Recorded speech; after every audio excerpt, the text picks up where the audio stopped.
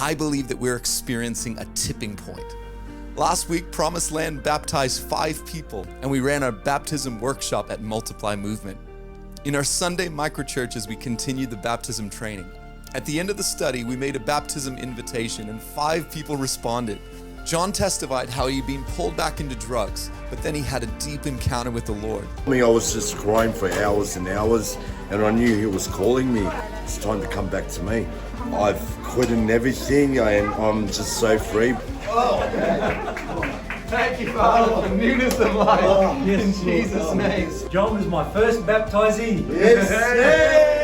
During the salvation and baptism study, Jade was in tears, experiencing the presence of God. Have you ever done this before? Never. Not only was this a first-time decision for Jade, Jade has never even stepped foot in a church before in her life.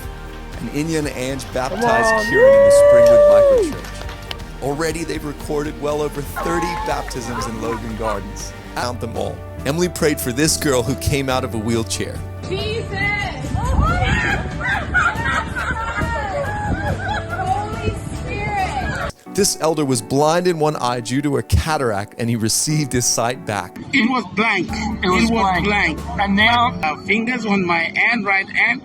And this is God. This is the miracle. I've pulled out a $50 bill challenging any of the basketball players on the court to a rap battle with Inya. Darius and CJ responded to the challenge. After the guys rapped, Inya began to prophesy by name over the ones on the court. You, Jamadia, I see you anointed to speak and be a voice carrier. One girl even began to tear up. Then I had the chance to share the gospel using the cross and Darius as an illustration. So Jesus' hands were nailed to the cross. His feet were nailed to the cross. His back was torn right open. We would have held their attention for over 45 minutes. Anybody want to say yes to Jesus? Yeah, man, I see that hand. Anybody else? Anybody else? Yeah, I see that hand, bro. Anybody else? Anybody else? You want to say yes to Jesus tonight?